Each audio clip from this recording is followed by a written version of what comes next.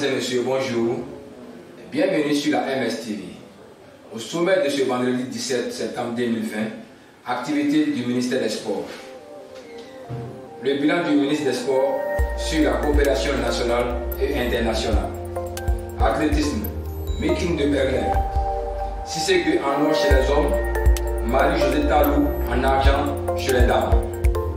Première édition de la compétition des activités intégrantes à la randonnée pédestre, la nouvelle trouvaille de la FIDA. Le dossier de notre édition de ce jour sera consacré à la FIDA. Nous ouvrons ce journal avec le bilan des 2 ans du ministre Paulin Claude Daou. Dans l'édition précédente, après la vision du ministre et le volet infrastructure sportive, nous poursuivons aujourd'hui avec la coopération nationale et internationale. Le ministre Paulin Claude Daou a également mis l'accent sur la recherche de partenaires en vue du développement du sport en Côte d'Ivoire. Suivons ensemble l'élément proposé par Marion Conan. Le ministre des Sports, Paulin Claude Daou, depuis sa nomination jusqu'à ce jour, a entrepris plusieurs actions en matière de coopération nationale et internationale. Ainsi, il a accordé plusieurs audiences aux différentes personnalités d'ici et d'ailleurs. Le ministre des Sports, homme de terrain, a effectué également des déplacements à l'extérieur de la Côte d'Ivoire pour des coopérations internationales en vue de l'évolution du sport dans notre pays. Citons entre autres l'audience du ministre avec l'ambassadeur de l'Union européenne en Côte d'Ivoire, Joost von Kirchmann, le 30 janvier 2019. Une autre rencontre avec l'ambassadeur de Russie en Côte d'Ivoire, son Excellence Vladimir Baïkov, le 1er février 2019. Dans la même dynamique, Madame Anne Lemestre, ambassadrice de l'UNESCO en Côte d'Ivoire, a été reçue le 5 février 2019. Notons la visite de M. Ahmad Ahmad, président de la Confédération africaine de football, CAF, du 28 au 29 janvier à Abidjan. Le ministre a reçu une visite de courtoisie le 28 janvier 2020 de l'Est international français de basketball, M. Boris Diaw. Par ailleurs, il a accordé une audience à M. Gao, vice-président de la société BCG de Chine, société en charge de la construction du stade de Bimpe. Le 5 février 2020, le ministre a participé à la 7e édition RIGES en France. En outre, le ministre des Sports a eu des coopérations avec d'autres pays tels que le Japon, le Portugal. Au sorti de cette 7e édition des rencontres internationales des grands événements sportifs RIGES, le patron du sport ivoirien livre ses impressions. Nous sommes aujourd'hui à la 7e édition de RIGES 2020 à Paris. Ça a été un grand moment de rencontre avec tous les opérateurs économiques de la filière du sport. Nous avons eu l'occasion de présenter l'image de la Côte d'Ivoire. La Côte d'Ivoire qui est de retour dans le Conseil des Nations, qui sous le leadership du président Alassane Ouattara a une croissance forte, continue et qui a une embellie. Et cette embellie permet des investissements structurants importants dans le domaine du sport en Côte d'Ivoire. Nous sommes venus présenter donc ces opportunités aux opérateurs économiques français, les amener à apporter leur expertise pour le développement de la filière du sport, dans l'économie numérique, dans les infrastructures, dans l'équipement, dans la formation et dans la création de nouveaux métiers du sport. Nous avons besoin de l'expertise de la coopération française et dans le cas du RIGES, nous avons eu des entretiens fructueux. Athlétisme. Comme annoncé dans le titre, nos compatriotes Cissé Gueye et Marie-Josée Talou sur le toit de Berlin. Le sprint ivoirien s'est une nouvelle fois bien illustré sur le circuit mondial avec Cissé Gueye à Tulle en or et Marie-Josée Talou en argent. Le commentaire de Adonis Nguessan. Le sprint ivoirien s'est une nouvelle fois bien illustré sur le circuit mondial. Après le meeting d'Ostrava en République tchèque, Cissé Gueye s'est imposé sur le 100 mètres homme du meeting de Berlin qui s'est couru le dimanche 13 septembre 2020. Il a couru cette épreuve en 10-10 devant ses adversaires, l'Allemand Denis Almas, deuxième qui réalise un chrono de 10-25 et le sprinter italien Lamotte Jacob, troisième avec un chrono de 10-26. Avec cette nouvelle performance, Cissé Gueye remporte sa deuxième médaille d'or. Rappelons que le sprinter ivoirien a remporté le 150 mètres du meeting d'Ostrava la semaine dernière. De son côté, Talou Marie-Josée a fini deuxième du 100 mètres dames en 11-38, elle décroche la médaille d'argent.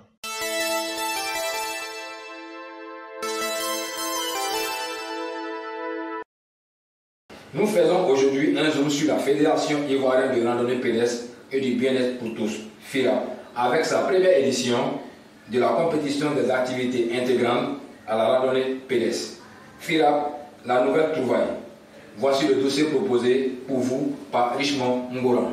FIRAP, première édition de la compétition des activités intégrantes à la randonnée pédestre. Étape 1 de la phase éliminatoire, Yopougon 1, Boaké et Koumassi attendent leurs adversaires. La première phase éliminatoire de la compétition des activités intégrantes à la randonnée pédestre a eu lieu ce samedi 12 septembre 2020 à l'Institut national de la jeunesse et des sports, INJS, à Abidjan-Marcory. 5 équipes étaient en compétition pour cette première phase éliminatoire. Au rythme de la musique et du sport,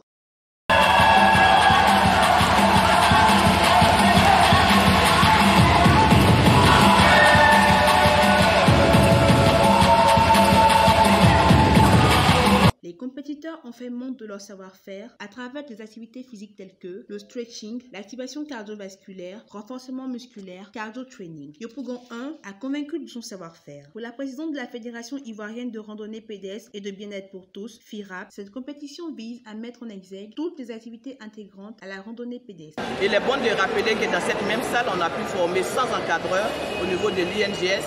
Et il était pour nous important de pouvoir les tester après, pas après la Covid, mais je dirais pendant ce déconfinement. Et en respectant les mesures barrières, on s'est dit qu'il fallait donner une activité propre à nos encadreurs, qui est l'activité intégrante à la randonnée pédestre. Il est bon de savoir qu'au niveau des randonneurs, nous avons la compétition d'endurance, la randonnée que vous connaissez, mais au niveau de nos encadreurs, c'était la compétition des activités intégrantes à la randonnée pédestre. Cette activité, normalement, on a pu obtenir 10 équipes, à savoir Boaké, Yopougon 1 et 2, Abobo 1 et 2, le Grand Pont et Koumassi avec Port-Boué. Des exercices physiques vraiment adaptés et on pourra se dire qu'on a pu avoir des encadreurs outillés à la chose pour donner l'exercice physique qu'il faut en fonction des identités médicales de nos membres. Ces encadreurs pourront ici aller dans des entreprises pour permettre à toutes les personnes qui sont sédentaires dans les entreprises à s'adonner à la pratique de ce sport-là. Madame Ayeri Simone, conseillère technique de ministre des Sports, a salué le dynamisme de la présidente de la FIRA. La randonnée pédestre en Côte d'Ivoire a été revisitée, a été dynamisée avec l'arrivée de Madame Messon. Mais si elle est dynamique, si elle est connue en Côte d'Ivoire, si elle est connue au-delà de la Côte d'Ivoire, c'est bien parce qu'elle a une équipe. Et je crois que le mérite vous revient. À chacune de vos sorties, vous avez démontré combien de fois, non seulement vous avez les capacités de mobilisation, mais vous avez le savoir-faire. Et à l'occasion de la crise mondiale du Covid-19, vous nous avez encore montré votre savoir-faire à travers la réflexion que vous avez poussée pour permettre à chaque Ivoirien de se prendre en charge et de continuer de faire du sport.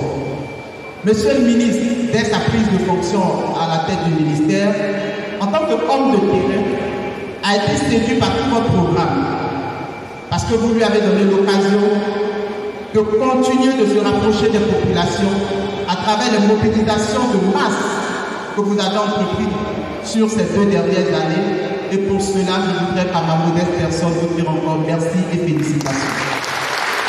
Au terme de cette première phase, le classement s'établit comme suit. 5e, Anyama, 220 sur 320 points. 4e, Yopougon 2 avec 224 sur 320. 3e, Koumassi avec 249 sur 320. 2e, Boaké avec 253 sur 320. Et 1er, Yopougon 1 avec 270 sur 320. Ainsi, Yopougon 1, Boaké et Koumassi attendent leurs adversaires qui seront connus à l'issue de la seconde manche prévue le 19 septembre prochain. Les équipes attendues sont 2 équipes d'Abobo, une de Port-Boué, une de Marcory et une équipe de la région des Grands Ponts. Au terme de cette première manche, nous avons recueilli les avis des qualifiés. Nous venons à peine de finir la compétition des activités intégrantes. Cette activité vraiment est la bienvenue pour voir la capacité et puis la qualité de la formation que nous avons ici à l'INJS. Voilà, nous venons de présenter. Dieu merci, nous sommes sortis vraiment l'équipe première de cette compétition. On a présenté 2 équipes au niveau de la Ligue de Yopougon.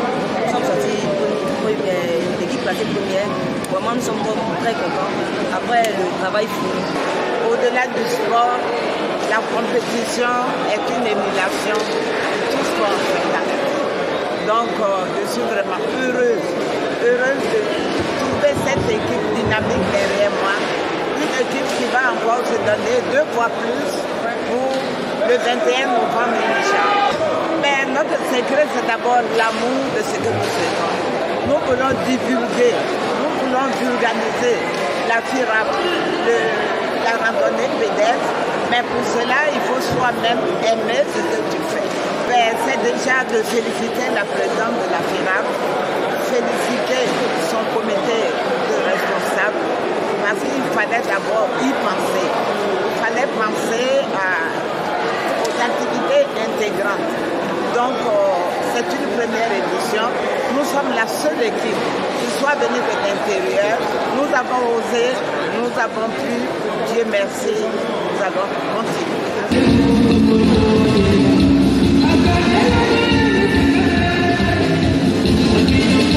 Cela sera une surprise, mais ce qui est à dire, c'est que nous donnerons l'envie à la population de Bouaké de pratiquer la randonnée pédestre, la santé pour tous et que la Côte d'Ivoire se porte mieux sur le plan sanitaire. Un dernier mot. Mais le dernier mot, c'est de remercier les organisateurs, de remercier l'équipe qui nous a accompagnés de Bouaké, remercier le maire de Bouaké et son équipe, remercier toute la population qui nous soutient. Chaque dimanche, nous nous retrouverons pour démontrer la valeur du sport, de la santé par le sport et du bien-être par le sport. Et je pense que ça, ce sont des encouragements dont nous pouvons profiter.